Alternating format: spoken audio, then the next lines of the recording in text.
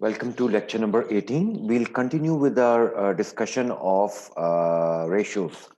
The second ratio is accounts receivable turnover. Another computation account receivable turnover indicates the liquidity of the receivables. Compute the accounts receivable turnover measured in times per year as follows. इसका the formula है वो है account receivable turnover is equal to net sales divided by average gross receivables. Now, what does the liquidity of receivable means? Liquidity of receivable means कि जो आपके account receivable हैं वो किस फ्रीक्वेंसी से और किस तेजी से लिक्विडेट होते हैं. लिक्विडेट मींस किस तेजी से इन फॉर्म ऑफ कैश आपको रिसीव होते हैं. तो that is called liquidity. So it's account receivable turnover is equal to net sales over average gross receivables. Now this is the data which is shown in Exhibit 6464. It presents this computation for Nike at the end of 2009 and 2008. The turnover of receivable decreases between 2008 and 2009 from 6.94 times per year to 6.62 times per year. For Nike, this would be a negative trend. Why this would be a negative trend?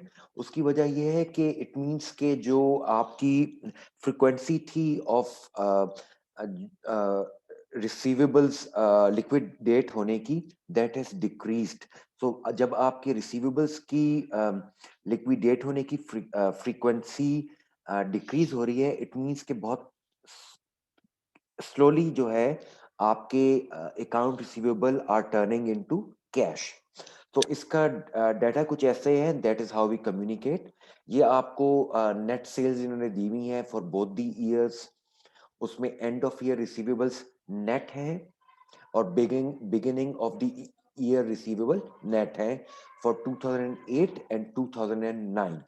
और साथ इन्होंने they have also given in the allowance for doubtful accounts कि वो obviously इसमें what you will see कि जो end of 2007 का figure है that will be the beginning allowance for doubtful debt for 2008.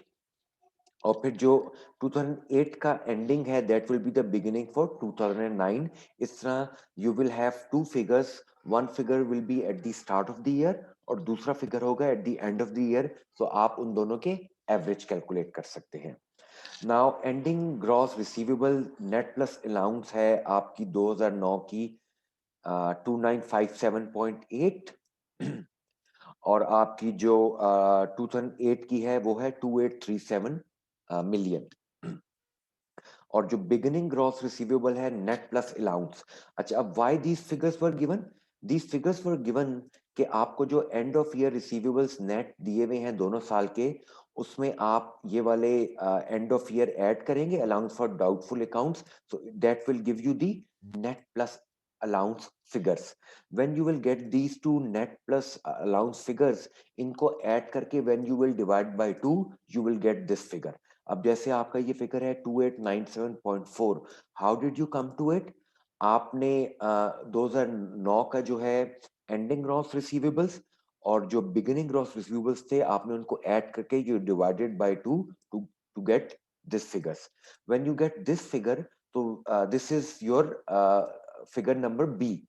तो जो आपका फिगर नंबर ए है which is your net sales, जब नेट सेल्स से आप इस फिगर बी को डिवाइड करेंगे so you will get the account receivable turnover in form of times. Times means कितनी दफा उसकी फ्रीक्वेंसी कितनी है लिक्विडेट होने की. Computing the average gross receivables based on beginning of year and end of receivables can be misleading if the business has seasonal fluctuations. Seasonal fluctuations ये होती है कि बहुत से ऐसे businesses होते हैं they tend to do well in summers. जैसे आपका for example हो गया पिकनिक स्पॉट्स होते हैं, आपकी पार्किंग स्पॉट्स होते हैं. वो जो बिजनेसेस होते हैं they tend to do well in summers. और बहुत से ऐसे बिजनेसेस होते हैं जो आपके बेहतर परफॉर्म करते हैं ड्यूरिंग द विंटर सीजन. तो वो आपकी सीजनल फ्लक्चुएशंस आती हैं. और if the company uses a natural business year, as I told you, natural business year होता है कि when you have consecutive 52 weeks of activity, और consecutive 52 वीक्स ऑफ एक्टिविटी में जो आपका नेचुरल बिजनेस ईयर होता है ना, उसकी नॉर्मली जो स्टार्टिंग और एंडिंग पीरियड होता है उस पे the business tends to be low. तो ये आपकी डिस्क्रिपेंसी आ सकती है फिगर्स में, इफ एक तो अगर आपका सीजनल फ्लक्चुएशंस हो और अगर natural business year company use करती हो। To avoid problems of seasonal fluctuations or of comparing a company that uses a natural business year with one that uses a natural year, the monthly balances or even weekly balances of account receivables should be used in the computation. It means that to give your data and your figures more validity, आप month के जो balances हैं उनको उठा सकते हैं, आप even week के बैलेंसेस उठा सकते हैं। For example for the whole year आप हर वीक का बैलेंस उठाएं, उन add all those balances and divided by 52, so you will get the average. तो ऐसे this is how you give more weightage and more validity to your ratio. Now the next ratio is accounts receivable turnover in days. The account receivable turnover can be expressed in terms of days instead of times per year. जैसे आप देखेंगे when we calculated accounts receivable turnover, it was in form of time, कितनी दफा हो रहा है, और जो आपका account receivable turnover in days है, it gives you the figure in days. Turnover in number of days also gives a comparison with the number of days sales in the ending receivable. The account receivable turnover in days also results in an answer which is directly related to the firm's credit terms. For example, कोई भी firm से अगर if you buy stuff on credit, तो normally आप देखेंगे terms में लिखा होता है N30. N30 means कि ये 30 days का है और you have to pay within 30 days, वो उसकी credit terms होती हैं। तो अगर आपका account receivable turnover in days लेट से 35 आ रहा है, इट मींस दी जो आपके अकाउंट रिसीवेबल्स का लिक्विडिटी टाइम है, that is more than the time that the company is offering to the customer. तो compute the account receivable turnover in days as follows. इसका फॉर्मूला सिंपल है, average gross receivables divided by net sales, और net sales को आप 365 से करेंगे तो वो आपको नेट सेल्स एवरेज दे देगा for one day. This formula is the same as that for determining number of days sales and receivables. As you will recall in lecture number 17, we did days sales and receivables. उसका भी यही formula था, except that the account receivable turnover in days is computed using an average gross receivables. तो ये जो आपका average gross receivables है, इसमें आप average निकालते हैं। आप वैसे ही average निकालेंगे जैसे फॉर एग्जांपल आपने एवरेज निकाली थी इसमें आप कह रहे हैं ये जो हमने किया था आपका अकाउंट रिसीवेबल टर्नओवर, इसमें हमने एवरेज ली थी। एवरेज हमने कैसे ली थी कि उसने हमें एंडिंग और ओपनिंग बैलेंस दिया हुआ था, उन दोनों को हमने डिवाइड बाय 2 किया, तो वी गॉट द एवरेज। इसी तरह जो आपके account receivable turnover in days है, उसमें भी that is how you calculate the average. Exhibit 65 presents the computation for Nike at the end of year 2009 and 2008. Account receivable turnover in days increased from 52.62 in 2008 to 50.15 days in 2009. This will represent a negative trend. The accounts turnover in times per year and days can both be computed by alternative formulas. So what we'll do, first we will look at the original formula. Original formula के through वो कैसे calculate करेंगे। यह आपका है exhibit 6.5. How do you calculate account receivable turnover in days? अब इसने आपको 2 साल का फिगर दिया हुआ है in millions. नेट सेल्स आपको गिवन है दोनों साल की, एवरेज ग्रॉस रिसीवेबल भी आपको मौजूद है। सो what you will do, you will simply जो आपका सेल्स पर डे है वो आपकी जो नेट सेल्स हैं आप उसको 365 से डिवाइड करेंगे, so you will get the sales per day, जो पर डे के हिसाब से आपकी एवरेज निकलती है। और जो आपका account receivable turnover in days है वो आप क्या करेंगे, जो आपकी एवरेज ग्रॉस रिसीवेबल्स हैं उसको सेल्स पर डे से डिवाइड कर देंगे, वो फॉर्मूला ये आपका मौजूद है। अब इसका सेकंड फॉर्मूला ऑल्टरनेटिव क्या होता है? अकाउंट रिसीवेबल टर्नओवर इन टाइम्स पर ईयर अगर आपने करना हो, तो टाइम्स पर ईयर में आप ऑब्वियसली आप 365 डेज इन अ ईयर लेंगे, आप उसको डिवाइड करेंगे अकाउंट रिसीवेबल से। तो अकाउंट रिसीवेबल का आप देखेंगे कि already you have calculated here 55.15 days.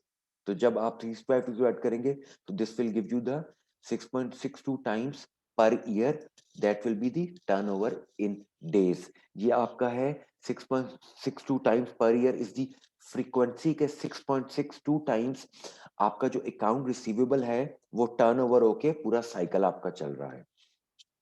Second alternative है account receivable turnover in days. वो आप 365 से डिवाइड करेंगे अपने अकाउंट रिसीवेबल को, जो आपका आया था 6.62 टाइम्स पर ईयर। तो जो आपका 6.62 टाइम्स पर ईयर आया था, जो when you will divided by 365, so you will get the 55.14 days per year. अब from where do you get this 6.62? ये आपको मिलेगा इससे, जो आपने अकाउंट रिसीवेबल टर्नओवर किया था calculate, that is the figure, वही आप उठा के you can use for this alternative formula. Credit sales for cash sales. A difficulty in computing receivables liquidity is the problem of credit sales versus cash sales. Net sales includes both credit sales and cash sales. अब आपको पता है कि बहुत से ऐसे businesses होते हैं जिनमें ज्यादातर आपका you go for the credit sales. Credit sales आ जाती हैं, for example आप होलसेलर हैं, आप किसी मार्केट में ऑपरेट कर रहे हैं, सो नॉर्मली आप क्रेडिट पे सेल करते हैं, after a while you get cash against it. बहुत से ऐसे बिजनेसेस होते हैं जिसमें आपकी नॉर्मली कैश सेल्स होती हैं, जैसे आपके सुपर स्टोर्स हो गए, तो वहां पे आपका जो नेट सेल्स का फिगर होगा that will comprise mainly of cash sales.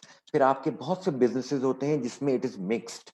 So whenever you are dealing with the net sales figure, you should always look at the nature of the business, कि वो जो business है उसमें either you will have the credit sales, you will have the cash sales, or you will have both.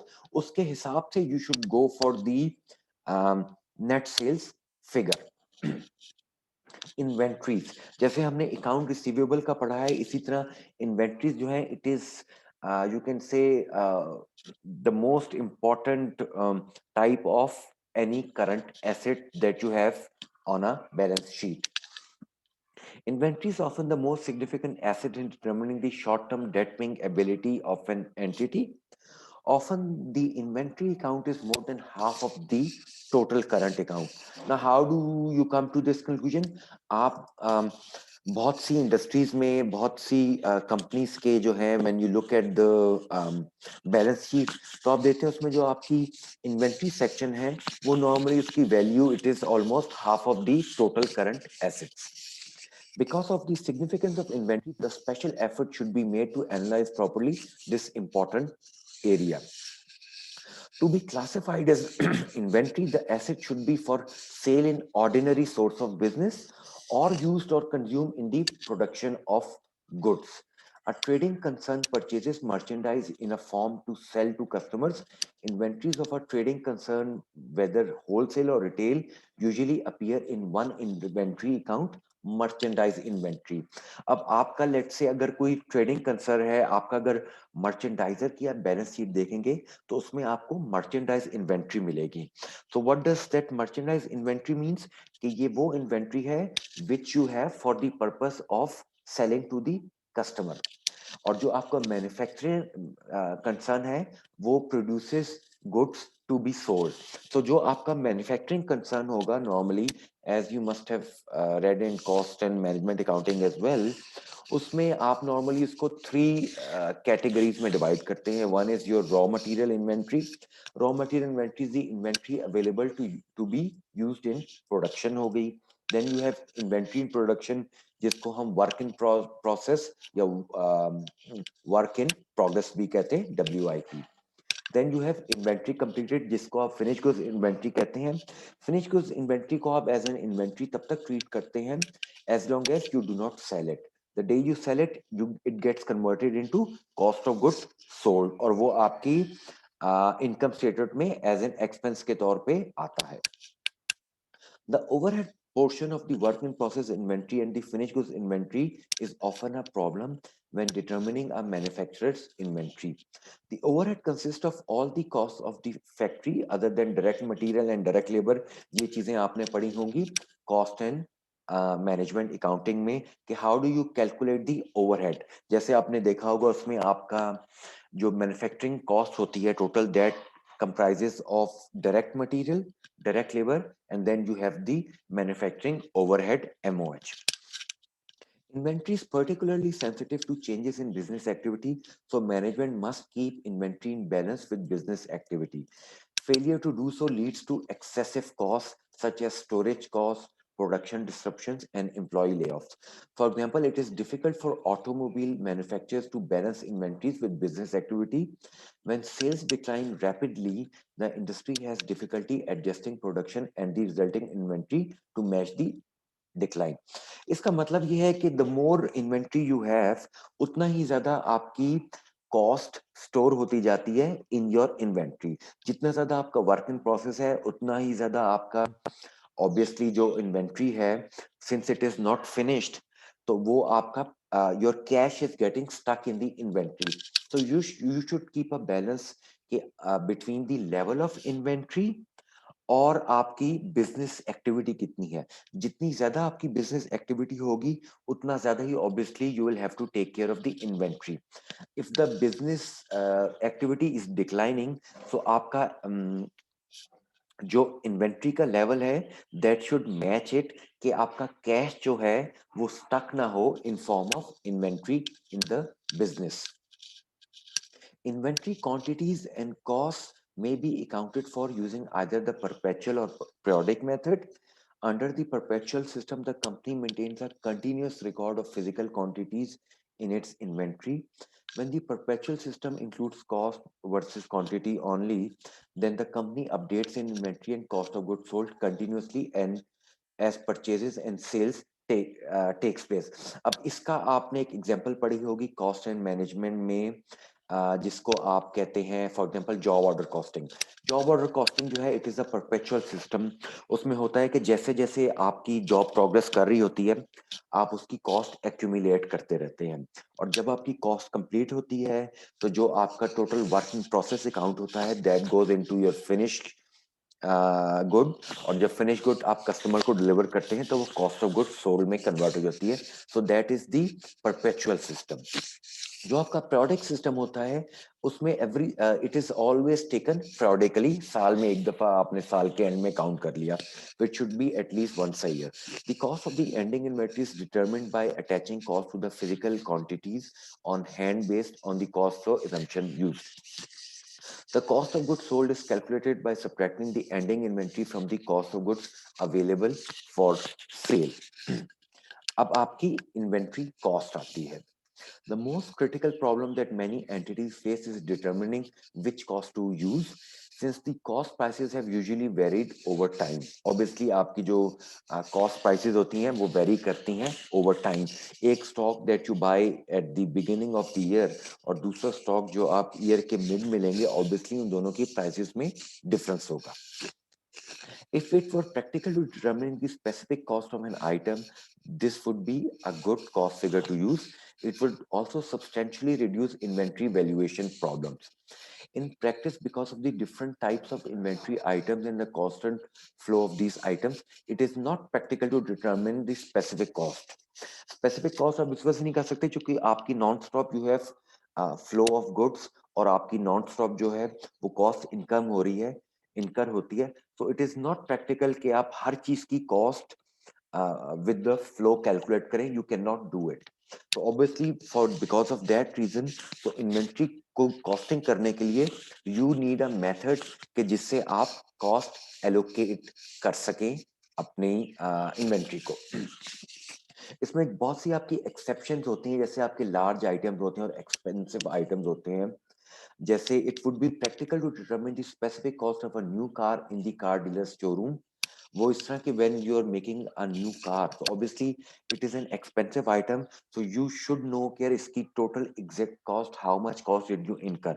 So as you start manufacturing the car, तो साथ साथ आप उसकी cost accumulate करते रहते हैं, और वो कॉस्ट आपकी एक्यूमुलेट होती है इन्वेंट्री कॉस्ट की सूरत में, और जब वो कंप्लीट हो जाता है, so you can figure out कि उस पे exact how much did you and up spending on that particular item. Because this cost of specific items is not usually practical to determine, and because other things are considered such as income result, companies typically use a cost flow assumption. The most common cost flow assumptions are first in, first out, which is called FIFO. Then you have LIFO, last in, first out, and or you have average computation, जिसको we also call it weighted average. The FIFO method assumes that the first inventory acquired is the first sold. इसका मतलब है कि आपकी inventory में जो first item आया था, जैसे आपकी सेल होगी, तो आपकी एजम्पशन होती है कि the first item that came into your inventory, वही आइटम सबसे पहले बिका था. सो वो basically it is like a queue. आप when you are at the start of the queue, तो सबसे पहले उस क्यू से आप वही आइटम बाहर निकलेगा जो eight the start of the Q मौजूद है. This means that the cost of goods sold account consists of beginning inventory and the earliest items purchased. The latest items purchased remain in inventory. हो क्या रहा है कि जो आपकी cost of goods sold थी, उसमें आपकी बिगिनिंग इन्वेंट्री थी, और वो वाला रॉ मटेरियल जो आपने सबसे पहले परचेज किया था, वो आपकी कॉस्ट ऑफ गुड सोल्ड का हिस्सा बना. और जो आपने रॉ मटेरियल और आइटम्स लास्ट में परचेज किए थे, वो आपकी इन्वेंट्री में इस वक्त मौजूद है. ये आप FIFO मेथड के through, this is the conclusion that you come to. These latest costs are fairly representative of the current cost to replace the inventory.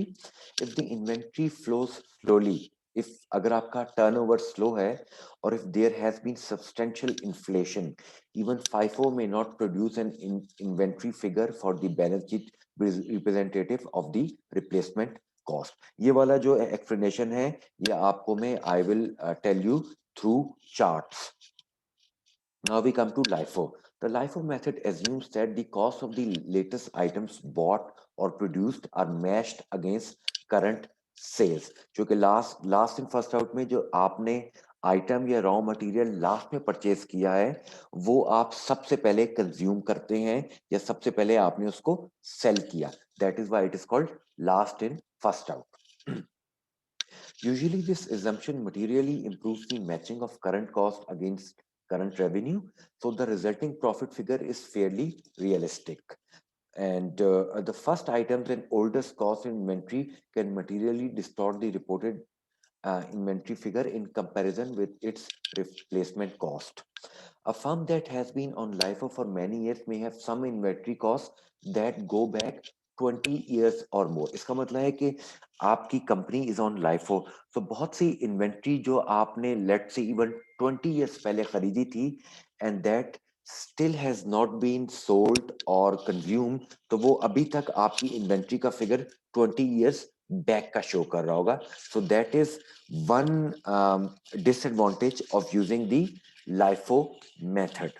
जो आपका LIFO मेथड है, it was started in USA, और अभी इसको some of the countries recognize it, but not all. So it is primarily based in United States of America. Averaging methods lump the cost to determine a midpoint. An average cost computation for inventories results in an inventory amount and a cost of goods sold amount somewhere between FIFO and LIFO. तो इसमें जो आपका COGS आएगा और जो आपकी inventory amounts होते हैं, वो लाई करते हैं between the amounts of FIFO and LIFO respectively. During the times of inflation, the resulting inventory is more than LIFO and less than FIFO. The resulting cost of goods sold is less than LIFO and more than FIFO. अच्छा, अब इसका first I will explain FIFO, LIFO, and weighted average using charts, and then we will we will discuss the summary of these methods. अच्छा, आपका जो FIFO method है ये assume करता है when a company sells an item from inventory, the oldest one is sold, first in first out. और LIFO कहता है when item is sold from inventory, the newest one is sold. Average cost, the average cost of all inventory is used for both cost of sales and inventory. So average cost lies between FIFO and LIFO. अब इससे income statement effect क्या होता है? The older inventory was cheaper, so cost of sales is less and income is higher. ये आपका FIFO से income statement effect है. LIFO say the newer inventory which is more expensive is sold, so the cost of sales is higher and the income is lower. ये आपका इन दोनों method से income statement पे effect होता है. Both cost of sales and income will be between the levels recorded under LIFO and FIFO. ये आपका होता है एवरेज कॉस्ट में. अब what is the effect on balance sheet? The remaining inventory carried on the balance sheet is the newest and most valuable. ये आपका FIFO में है, क्योंकि FIFO में जो आपने एंड में परचेस किया था वो ऑब्वियसली आपका इन्वेंट्री का हिस्सा होगा. And since inventory comes on the balance sheet, so the remaining inventory carried on the balance sheet is the newest and more valuable. उसकी वैल्यू ज्यादा होगी FIFO में कंपेयर टू LIFO में. जो एवरेज कॉस्ट है inventory asset will be between the levels recorded under LIFO और FIFO. अब इसमें we go further into the details. आपकी FIFO जो है उस पे there are no restrictions, it can be used anywhere in the world. जो आपका LIFO है, ये आपका जो IFRS है, it does not allow the use of LIFO. और जो आपका गैप है अमेरिकन, इट डज अलाउ. अच्छा, इसमें फिर आपको जो है whenever you are using LIFO तो आपको कंफर्मिटी रूल्स रिक्वायरमेंट्स भी होती हैं related to LIFO. It means FIFO is universally acceptable. अच्छा, effect on of inflation. Inflation means when the prices are going up. जब आपकी इन्फ्लेशन होती है तो FIFO में लोअर कॉस्ट ऑफ सेल्स होती हैं और हायर नेट इनकम होती है. और जैसे आपको मैंने इस चार्ट में बताया था, साथ आपका हायर एंडिंग इन्वेंट्री होती है एंड हायर टैक्सेबल इनकम भी आपकी हायर होती है. आपकी टैक्सेबल इनकम हायर क्यों होती है?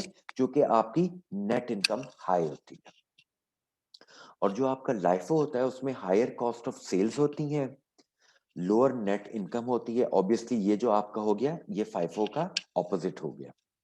लोअर एंडिंग इन्वेंट्री होती है एंड लोअर टैक्सेबल इनकम होती है. तो LIFO में द टैक्स एबल जो इनकम होती है it is always less than the taxable income that you calculate through FIFO. And right now we're talking about the when the prices are going up.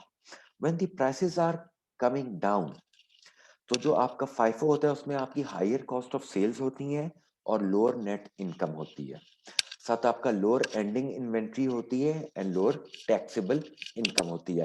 Now it is completely opposite of what happens to FIFO when the prices are going up. LIFO में आपकी lower cost of sales होती हैं और higher net income होती है. अच्छा, अब इसमें जो पॉइंट देखने वाला है कि when the prices are going down, तो FIFO में आपकी टैक्सेबल इनकम बढ़ती है. So when the prices are going down, taxes के पॉइंट ऑफ व्यू से companies prefer to use LIFO.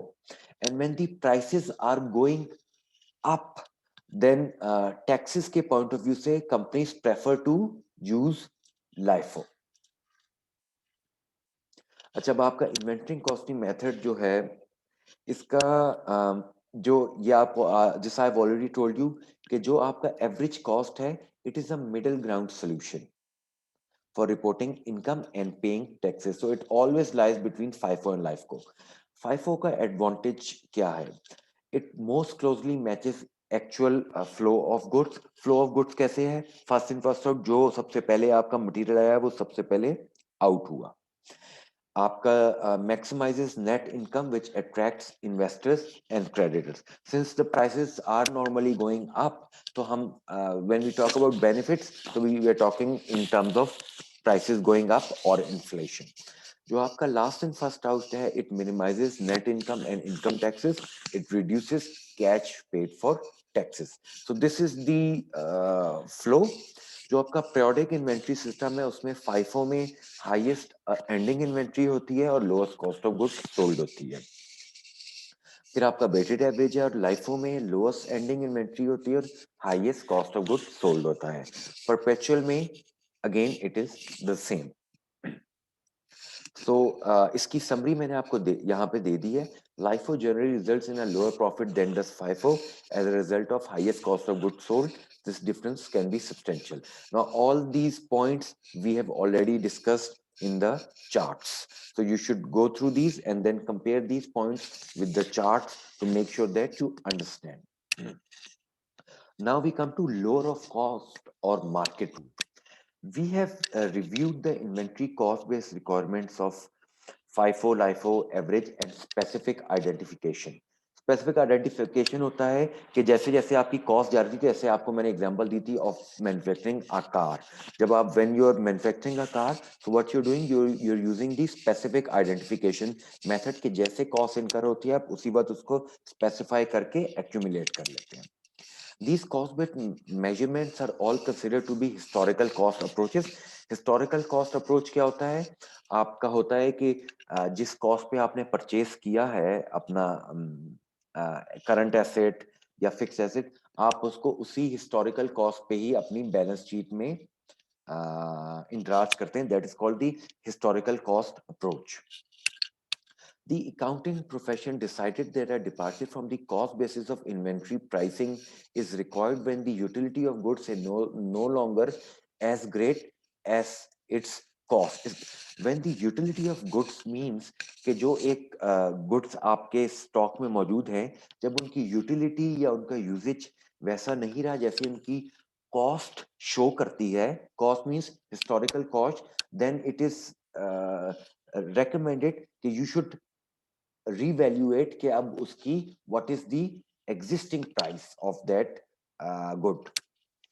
Utility of goods has been measured through market values. When the market value of inventory falls below cost, it is necessary to write the inventory down to the lower market value. This is known as the lower of cost or market rule. ये आप पढ़ते हैं whenever we talk about inventory or stock, we say lower of cost or market rule, whichever is lower. Market is defined in terms of current replacement cost. Now, what is current replacement? Replacement cost होती है either by purchase or manufacture. कि आप उसको replace करेंगे तो obviously either you will make it or you will purchase it. तो वो जो cost incur होगी that is called the current replacement cost. Following the LCM rule, inventories can be written down below cost but never up above cost. The LCM rules provides for the recognition of loss in utility during the period in which the loss occurs. So this is what you call the net realizable values. Analysis of the liquidity of inventories can be approached in a manner similar to that taken to analyze the liquidity of account receivable. हमने account receivables की liquidity देखी की थी कि जो आपके account receivables हैं वो किस frequency से how many times in 1 year या वो कितनी दफा जो है वो आपका liquidate हो रहा था. बिल्कुल इसी तरह आप अपनी इन्वेंट्री को भी कर सकते हैं कि आपकी इन्वेंट्री कितनी तेजी से how quickly does it turn into cash और उसकी frequency turnover क्या होता है.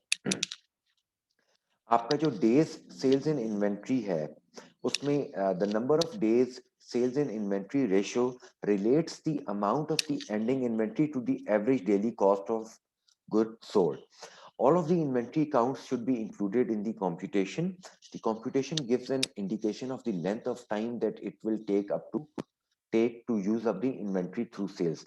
This can be misleading if sales are seasonal और if the company uses a natural business year. जैसे हमने अकाउंट रिसीवेबल में पढ़ा था उसी तरह बिल्कुल क्योंकि उसमें आपकी एक्टिविटी कम होती है इसी तरह when we talk about inventory turnover उसमें भी अगर आपका सीजनल हो या नेचुरल बिजनेस ईयर हो तो ऑब्वियसली आपकी towards the end end starting आपकी activity is always less. That is why your figures can be misleading.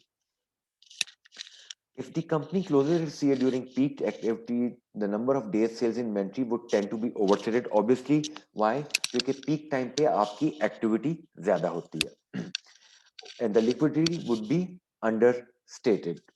As indicated with receivables, no good business reason exists for closing the year when activities are at peak.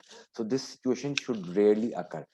Normally होता ये कि जब आपका business activity is on the high तो आप कभी भी अपना फाइनेंशियल पीरियड उसके हिसाब से एंड नहीं करते आप फाइनेंशियल पीरियड तभी एंड करते हैं when things are low so compute the number of days sales in inventory. This is the formula. Days sales in inventory. आपकी ending inventory divided by cost of goods sold divided by 365. This is the same formula as for account receivable. The only change is कि आपने इसमें you use the inventory instead of account receivable.